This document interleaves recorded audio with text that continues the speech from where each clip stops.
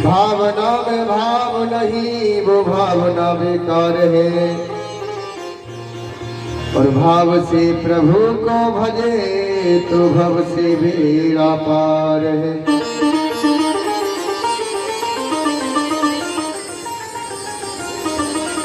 आदरणीय श्री सूत जी सोनकाते 88,000 ऋषियों से कह रहे हैं, कौरव और पांडवों का युद्ध चल रहा था। सभी कौरव मारे गए। दुर्योधन जमीन में पड़ा पड़ा अपनी मौत की अंतिम घड़ी देख रहा है, कब मेरी मृत्यु आ जाए। उसी वक्त इसका मित्र अश्वत्थामा आया और कहा, हे वत्स, आपकी ये दशा किसने की? मैं उसे जीवित नहीं छोड़ूंगा। तो दुर्योधन ने कहा, महाभारत का युद्ध संपन्न हो गया, मेरे सभी भाई मारे गए, लेकिन पांडवों में से एक भी पांडव मारा जाता तो मुझे बहुत शांति मिलती। तो आज अश्वत्थामा ने कहा कि तुम चिंता मत करो, कल का सुबह होगा, मैं 5 पांडवों के सर तुम्हारी झोली में लाके डाल दूंगा। आज मेरे भागवत प्रेमियों, हाथ में नंगी तलवार लेके चला है अश्वत्थामा।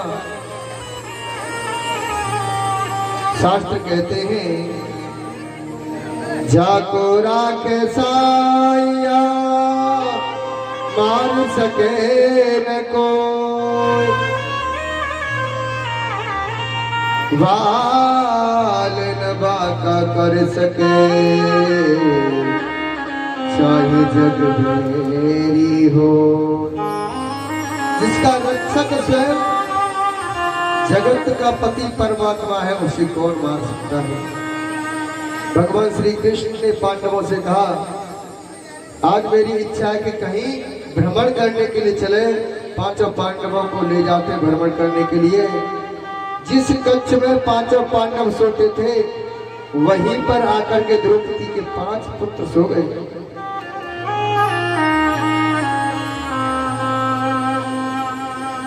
अश्वत्थामा आया, 5 की गर्दन में तलवार मारी,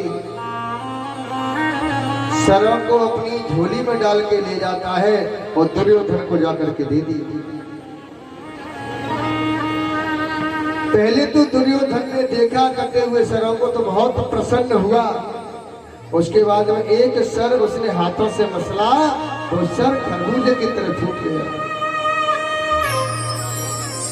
दुर्योधन को बहुत कष्ट हुआ। अरे दुष्ट अश्वत्थामा, ये पांडवों का सर हो ही नहीं सकता।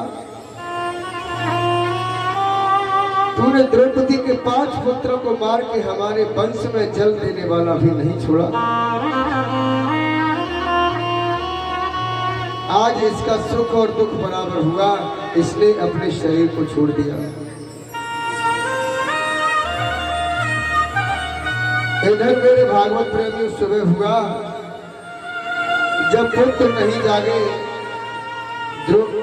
द्रौपदी कमरे में प्रवेश करती है। 5 पुत्रों के धड़ पड़े हैं, सरों का कोई पता ही नहीं। चीत्कार करने लगी, रोने लगी, हे श्याम, हे प्रभु, तुम्हारे होते हुए मेरे 5 पुत्र मारे गए। गोविंद, ऐसा हो कैसे गया?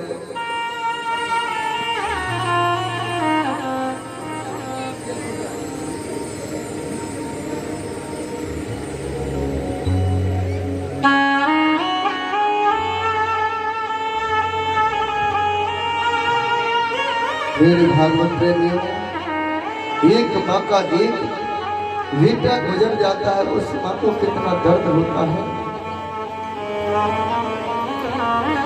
जिस माँ के 5 पुत्र मारे जाए तो उसे कितना कष्ट होगा।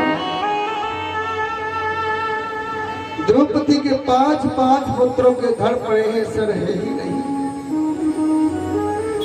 रो रही है, चीख रही है। बना के क्यों बिगाड़ा रे,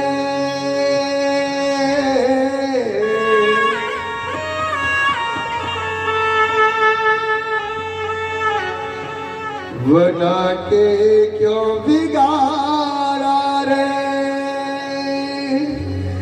बिगाड़ा रे नसीबा। ऊपर वाले ऊपर वाले ऊपर वाले ऊपर वाले बना के क्यों बिगाड़े, बिगाड़ा रे नसीबा।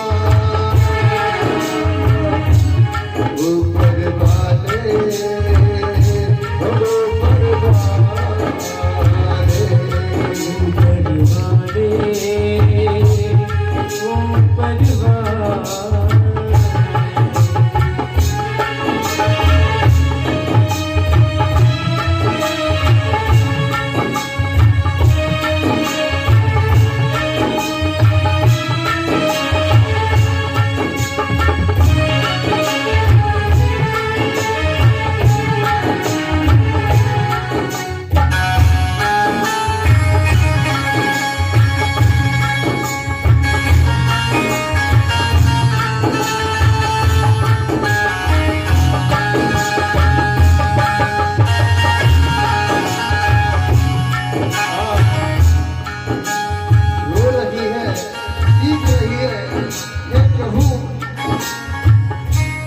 अगर इसी प्रकार से मेरी गोद को सूख रखना था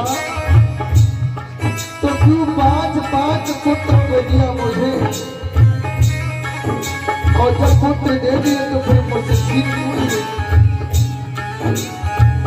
जो तुझको मंजूर नहीं था फूल खिले जो बहार के,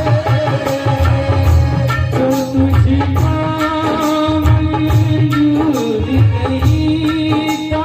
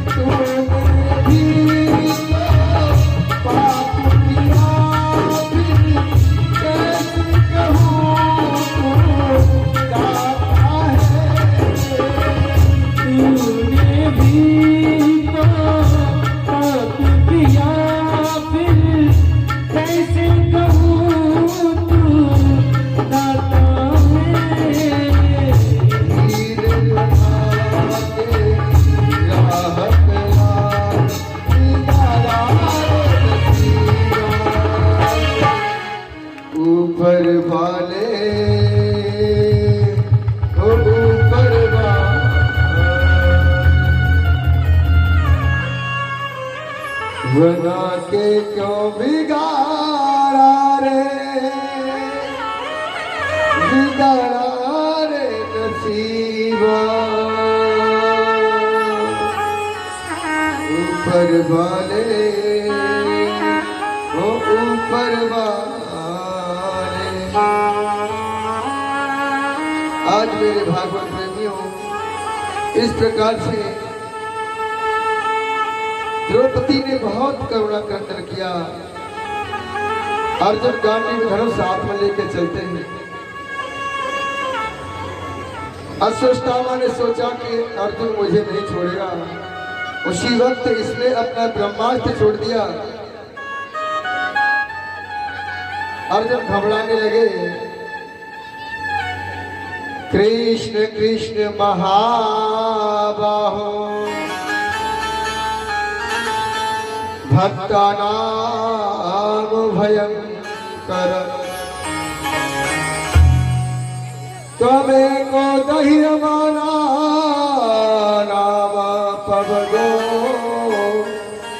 अस्य संसृते। हे प्रभु श्री कृष्ण, मेरी प्राण रक्षा करो, मेरा मार्ग दर्शन करो। ये ब्रह्मास्त्र मुझे जला करके नष्ट कर देगा। इसी वक्त मेरे गोविंद ने कहा, अरे अर्जुन, कभी कभी विष की औषधि विष हुआ करता है, आप भी अपना ब्रह्मास्त्र चला दीजिए। अर्जुन ने भी अपना ब्रह्मास्त्र चलाया। दोनों ब्रह्मास्त्र आपस में टकरा के जमीन में गिर पड़े। अश्वत्थामा को पकड़ लिया। अश्वत्थामा को दंड देने के लिए द्रौपदी से कहा गया, क्या बताइए इसे क्या दंड देना चाहिए। द्रौपदी ने कह दिया, हे प्रभु, वैसे तो ये हमारी गुरु माता का पुत्र है, लेकिन पुत्र के मरने के बाद मां की दशा क्या होती है मैं अच्छी तरह जान चुकी हूँ, इसलिए आप इसे छोड़ दो।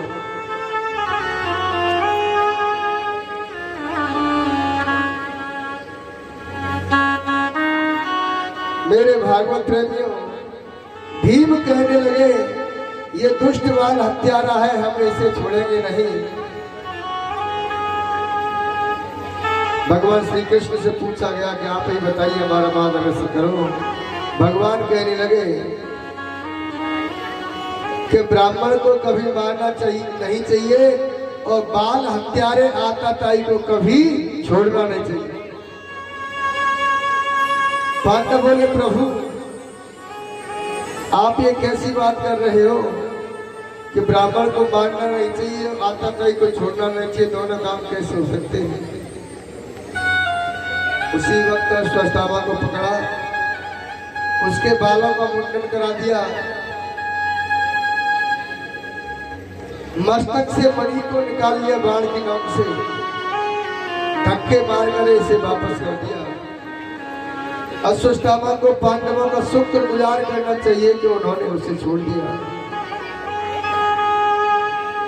लेकिन इसने प्रतिशोध की ज्वाला में भड़कते हुए उत्तरा के गर्भ को निशाना बनाया, अग्नि बाण छोड़ दिया। अब तो उत्तरा घबराने लगी, हे गोविंद मेरी रक्षा करो। पाहि पाहि महायोगिन देव देव जगतपते, नान्यं त्वद्भयं पश्ये यत्र मृत्युः परस्परम्। हे गोविंद, मैं मर जाऊं मुझे कोई चिंता नहीं, लेकिन मेरे गर्भ में बालक की रक्षा करो। तो आज मेरे गोविंद ने सुदर्शन लेकर के इसकी रक्षा की। एक स्वरूप से तो गर्भ के बाहर उत्तरा से बात कर रहे हैं, दूसरे स्वरूप से उत्तरा गर्भ में प्रवेश करके मेरे गोविंद ने प्राणों की रक्षा की। भगवान चले गए द्वारकापुरी के लिए। इसी बालक ने कुछ समय के बाद में जन्म ले लिया। मेरे भागवत प्रेमियों, भगवान श्री कृष्ण पांडवों से कहते हैं, हे पांडवों, अगर आप हमें भगवान मानते हो तो कुछ वरदान मांगो। तो सभी ने कुछ न कुछ मांगा। युधिष्ठिर ने कहा कि मैंने सत्य का पालन किया है, इसलिए इतना वरदान दो कि मैं सत्य से विचलित नहीं हो पाऊं। बोले एवं मस्त, ऐसा ही होगा। अर्जुन ने कहा मैंने आपको गुरु माना है, मेरा गुरु और शिष्य का नाता हमेशा के लिए अटल रहे। भीम ने कहा गोविंद, मुझे तो दुनिया वाले वैसे ही भोजन भट्ट कहते हैं, इसलिए इतनी कृपा दृष्टि बनाए रखना कि चलते फिरते उठते खाते पीते केवल तुम्हारे नाम का चिंतन कर सकते हैं।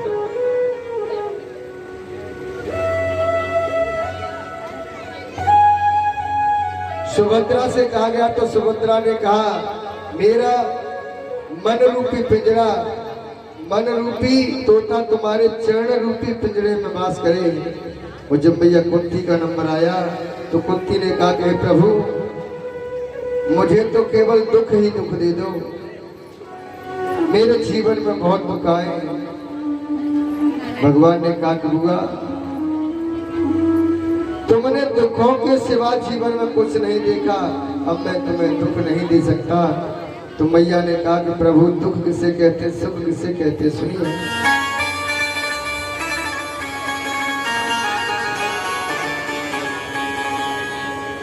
बेपद सतन शाश्वतात्र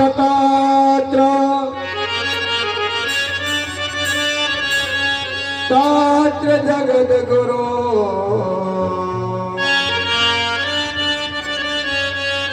भवतो दर्शनम यत् स्यात् पुनर्भव दर्शनम। हे प्रभु, विपत्ति को विपत्ति नहीं कहते, संपत्ति को संपत्ति नहीं कहते, भगवान को भूल जाना ही सबसे बड़ी विपत्ति होती है, और भगवान को याद करना सबसे बड़ी संपत्ति होती है। बाबा तुलसीदास जी ने भी लिखा है, काहे हनुमाता विपत्ति प्रभु सोई, जब तब सो मेरा भजन न हो।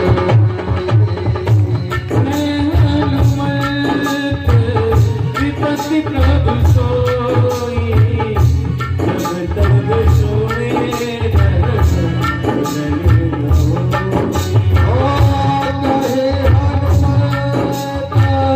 विपत्ति प्रभु सोई, जब तब सो मेरा भजन न हो।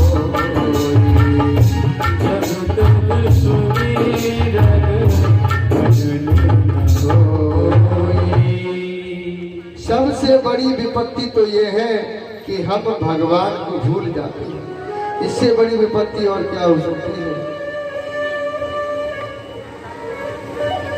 मेरे गोविंद ने कहा, पितामह भीष्म के हृदय में बैठ करके इन्हें उपदेश कराऊं तो शायद इनकी समझ में आ जाएगा। पांचों पांडव और द्रौपदी को लेकर के पितामह भीष्म के पास पहुंचे, प्रणाम किया, है पितामह, पांडव राजा बने, इन्हें कुछ धर्म का उपदेश कीजिए। पितामह भीष्म कहने लगे, हे पांडवों, राजा को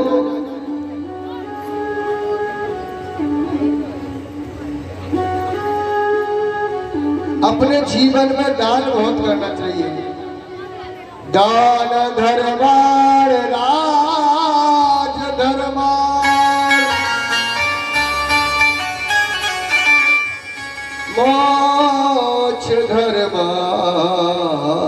विभाग से।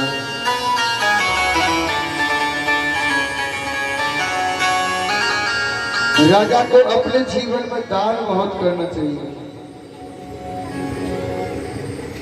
और यहाँ देखिए, यहाँ भी सभी भक्त बैठे हुए हैं। कलश वाली कितनी कन्या है? 31। मैंने जब हमारे पंडित जी सुबह हवन करा के गए ना, इनकी जेब में पैसा बजते जा रहे, तो मैंने पंडित जी देखे क्यों, पंडित जी की जेब में निकले 62 रुपया, 31 कन्या 62 रुपया, 6 रुपया कन्या पड़ गए।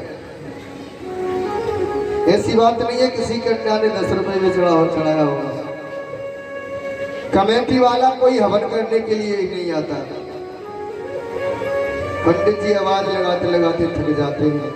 और यहाँ स्वयं पितामह भीष्म पांडवों से कह रहे हैं कि हर व्यक्ति को अपने जीवन में दान बहुत करना चाहिए।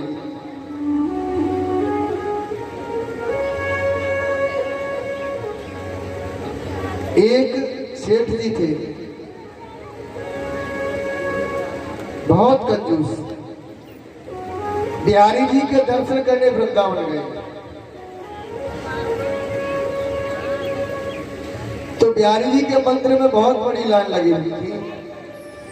इनके हाथ में 5 का नोट लगा हुआ है, मुट्ठी बंधी हुई है। आधा घंटा लाइन में लगे हो गया। इन्होंने मुट्ठी खोली तो पसीना से वह नोट भीग गया।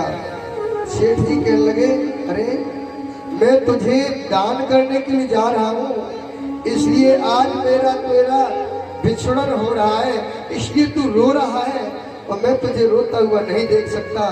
चिंता मत करे, मैं तो कुछ चढ़ाऊंगा ना।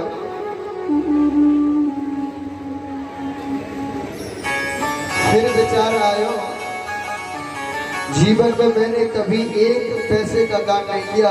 अरे ये तो बिहारी जी हैं, वही देते हैं, उनका ही सर्वस्व है। तेरा तुझको अर्पण क्या लागे मेरा। फिर सेठ जी ने सोचा, चलो होगा सो देखा जाएगा, आज दान कर ही देते हैं। और जब बिहारी जी के मंदिर के पास में गोस्वामी जी के नजदीक पहुंचे, फिर मुट्ठी खोली तो अब तो और ज्यादा पसीज चुका था वो पसीना से। एकदम से कहने लगे, हे भैया तू हिलकियां भर भर के रो रहा है, तेरे आंसू ढलक रहे हैं। चिंता मत करे, मैं तो अपने से अलग नहीं करूंगा। उसी वक्त नोट को अपनी जेब में डाल लिया और दर्शन करके खाली हाथ लौट आए। और जब सेठ जी का अंत समय आया ना, जो भगवान के दरबार से ऐसे जब चले जाते हैं तो उनके साथ में क्या होता है सुनिए। सेठ जी का अंत समय आया, मरने को आए। सेठ जी के 4 लड़के थे, चारों आ गए। सेठ जी हाथ उठा करके आंखों के द्वारा कुछ इशारा करना चाहते थे। लड़कों ने कहा कि पिताजी कुछ बताना चाहते हैं, हो सकता है कि 10-20 लाख रुपया का ऊपर रह गए होंगे, डायरी रख के भूल गए होंगे। ऐसा करो, डॉक्टर को बुला के लाइए, इससे पिताजी कुछ बोल के बता जाए। डॉक्टर साहब को बुलाया तो डॉक्टर साहब कहने लगे, मैं इन्हें 1 मिनट के लिए बुलवा तो दूंगा, लेकिन 2 लाख रुपए लूंगा। और लड़कों ने सोचा कि 2 लाख रुपए डॉक्टर ले लेंगे तो कौन से ज्यादा ले लेंगे, पिताजी ने जाने कितना धन बताएंगे। डॉक्टर साहब ने इंजेक्शन लगाया। एकदम से पहले से सेठ जी बोलने की कोशिश कर रहे थे, एकदम से तड़प के कहने लगे, अरे दुष्ट हो तुम, मेरे चारों तरफ खड़े हो, देख नहीं हो वो गाय झाड़ू को चबा रही है, चबा जाएगी तो फिर 40 रुपए की मोल लानी पड़ेगी। इतना कह करके सेठ जी की गोविंदाय नमो नमः सिधार गए। डॉक्टर साहब 2 लाख रुपए लेकर के चले गए। कितने रुपए वापस करके लाए थे भगवान के दरबार से? 5 रुपए। और 5 रुपए के चक्कर में डॉक्टर को कितना देना पड़ा? 2 लाख रुपए। अच्छा, भगवान की माया भी बड़ी विचित्र है। डॉक्टरों को कहते हैं कि ना ये भगवान का दूसरा स्वरूप है। भगवान कहते हैं कि तुम मेरे दरबार में तो नहीं दे सकते, जाओ बेटा मेरे दरबार में से लौटा के ले जाओ। मैंने दूसरे भगवान बना रखे, डॉक्टरों को खूब जा करके दो। देख नहीं रहे हो, डॉक्टर ने एक पानी की बोतल लटका ली, 3 रुपए का इंजेक्शन डाल दिया और 500 रुपए सीधे कर दिए। और कहीं हॉस्पिटल में 4 दिन के लिए एडमिट कर लिया ना, तो डॉक्टर साहब फिर 1.5 लाख रुपए का बिल बना देते हैं और फिर हम हंसते हंसते काउंटर पे जमा कर देते हैं।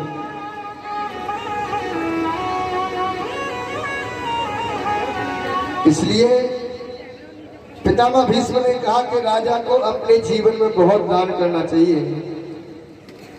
दान धर्मान राज धर्मान मोक्ष धर्मान विभाग सह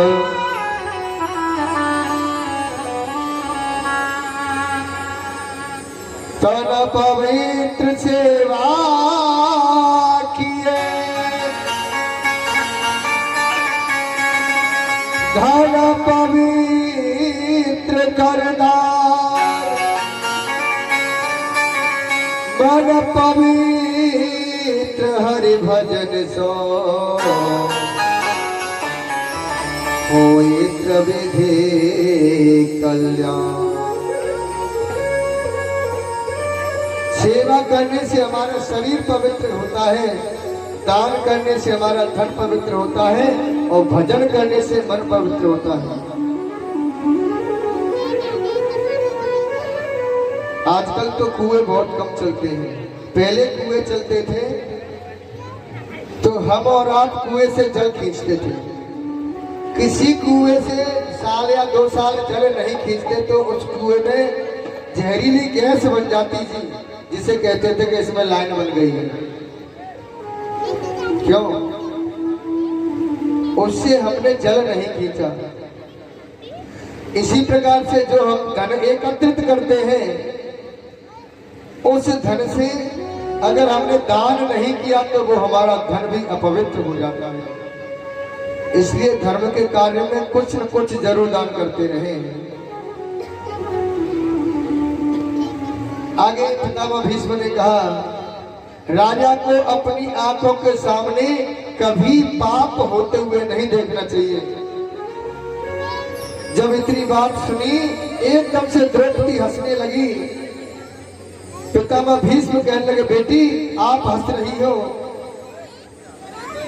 द्रौपदी कहने लगी, पितामह मुझे क्षमा कर दो, मुझसे बहुत बड़ा अपराध हो गया।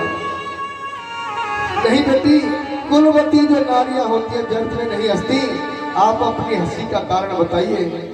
तो द्रौपदी ने कहा, पितामह आप आज बड़े बड़े उपदेश कर रहे हैं कि राजा को अपनी आंखों के सामने पाप नहीं देखना चाहिए। याद करो उस वक्त को जिस समय भरी सभा में दुशासन मेरी साड़ी को खींच रहा था, उस समय में रजस्वला थी। तब तुम्हारा यह ज्ञान कहा गया था। अगर तुम जरा भी गर्दन उठा के ये कह देते कि कोई हाथ नहीं लगाएगा, तो उसकी हिम्मत नहीं थी कि मेरे साड़ी के पल्लू को हाथ भी लगा दे। उस समय तुम्हारा ये ज्ञान कहाँ गया था? पितामह भीष्म रोने लगे, हे देवी बेटी, मैंने दुष्ट अर्जुन दुर्योधन का अन्न खाया था, इसलिए मेरी बुद्धि विकृत हो गई थी।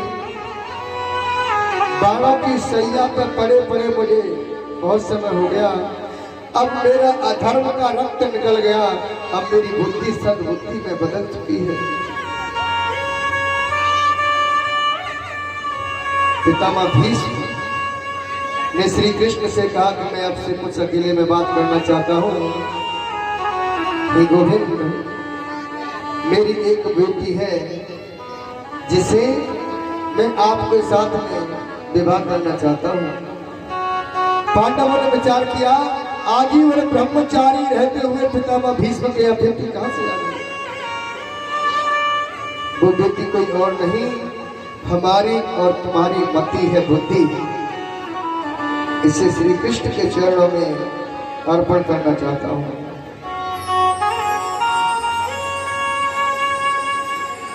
आज मेरे भागवत प्रेमियों, भगवान ने कहा कि ऐसा ही होगा। हे पितामह, मैं तुम्हारी तपस्या से इतना प्रसन्न हूँ, तभी तो अंत समय तुम्हें दर्शन देने के लिए यहाँ आया।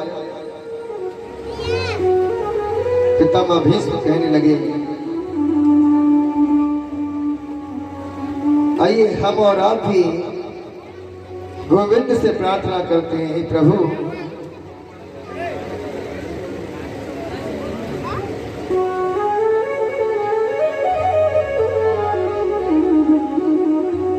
इतना तो करना स्वामी, जब प्राण तन से निकले, इतना तो करना स्वामी, जब प्राण तन से निकले।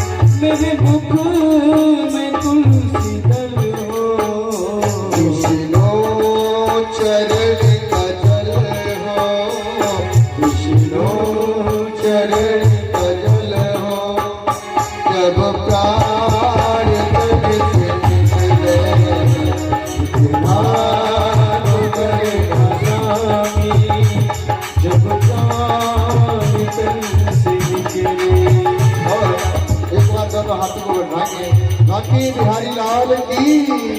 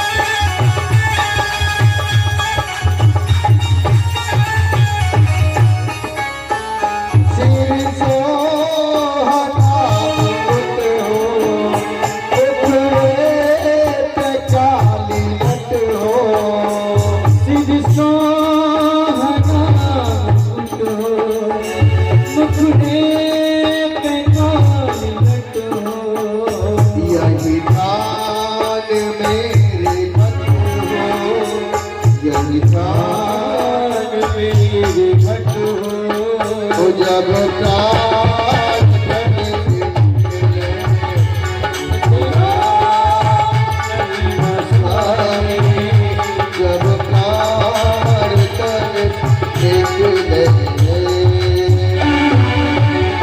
और कह रहे हैं हे गोविंद हरि जी मोरे हरि जी मोरे हरि जी मोरे